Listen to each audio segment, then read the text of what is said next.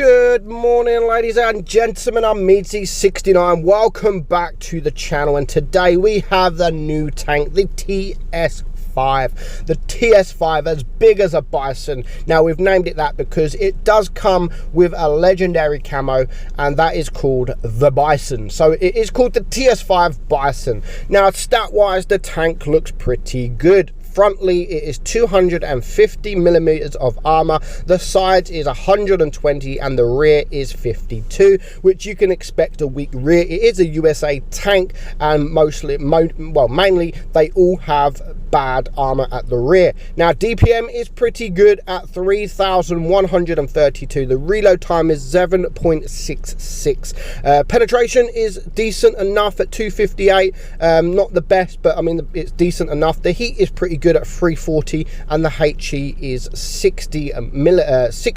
So the average damage you are doing is 400 on your AP, 340 on your heat, and 515 on your HE. Aim time is not the best at 3.9. Dispersion, not the best, but not bad at 0.344. And it does have 5 degrees of gun depression, only 13 degrees of gun arc to the left and the right, and the speed is 26 kilometers per hour. Now, when I first played this tank, before I played the tank, I thought, you know what, this tank is going to be absolutely meh.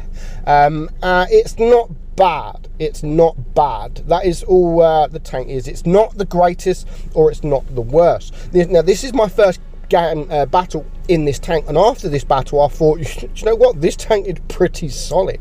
This tank is really solid, but I can't really have an opinion on a tank after just one battle, so I do add the next battle in there as well, which isn't the greatest, and it took me a few games to kind of make up my mind whether it's a good tank, whether it's a bad tank, or whether it's just an average tank. So the tank is coming in crates. Of course, it is new to the game, and it kind of represents a T28. Basically, it's a T28 kind of, but it could be better. It could be better. Now, it does only have 5 degrees of gun depression, and I think it would be a better tank if it does have a little bit more gun depression. I think that's all it needs, really, is more gun depression. I mean, the hull is weird. It does look like a weird looking tank, and when you look at that hull, it looks like, you know what, this could be a very strong tank. Like armor profile, it could be really strong. In fact, you can get bounces on the thing, but the bottom plate is actually really weak, and I didn't expect it to be so weak when people were aiming, and you don't really bounce anything. To hide the bottom plate, you need to go hold down, but because it only has 5 degrees of gun depression, you can't really hold down very well, and it's not a fast tank, so if you do go hold down and someone shoots, by the time you go forward and get your gun down, then that person you're shooting has probably already reloaded, and then they're going to start shooting your weak points. So it's not the best of tanks because of gun depression. I wish it had sort of 6-7 degrees of gun depression, maybe even 8. If it had sort of that, then I think this would be a really solid tank, but currently, as it stands, it's a decent tank. It can do the job, but put in the right situation. And I think, watching all these back, this first battle, obviously in Middlesbrough, we are on flat ground, we have buildings to the side of us. I think that's the kind of map for this, you know. I don't think it's the kind of map to be sat right at the back and not really doing anything, sort of camping.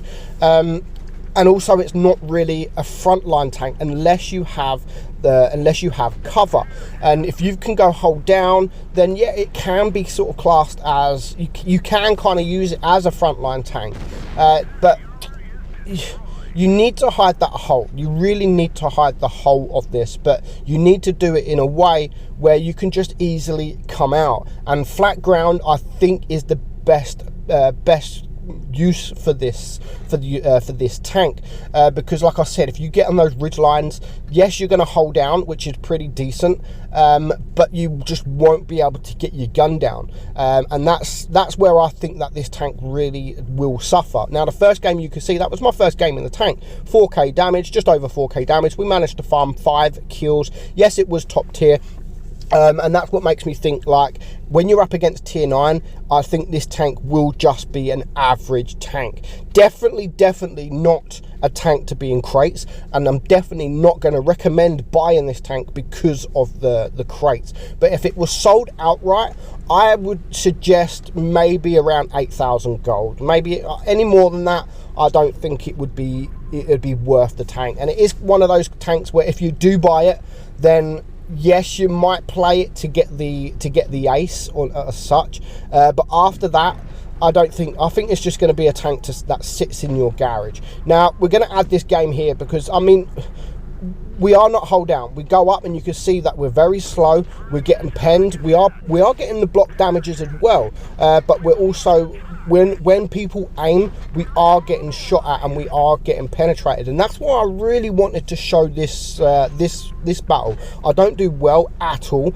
I actually do really bad. And you could just see, like, when they are aiming, people can penetrate you very easily. And that is why I just wanted to show this map. I don't show this battle. I don't want to just show the first game where we do really well, because I think that would just that would be kind of false advertising. I don't want to show that, because you guys would just be then like, wow, that's actually a really good tank. Which is why I do want to show this game as well, to show that it's not unbeatable. It is very easily beatable, very easily beatable.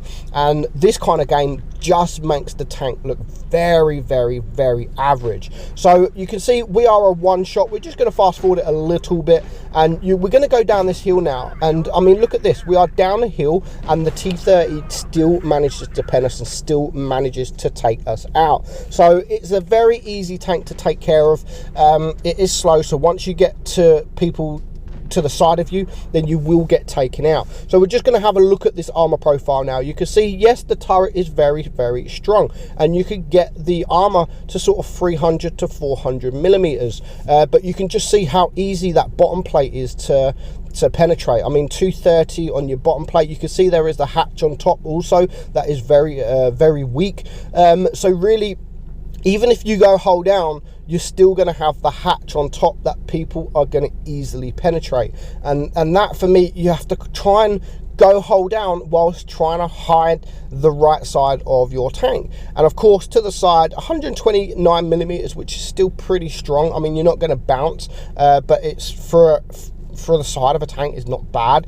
But you know, it's a very easy tank to take care of. In the right situation, it can be a good tank, but for me, it just doesn't have the speed, it doesn't have the armor profile that I thought it was going to have, and it just doesn't have the gun depression that I think that this tank really could deal with.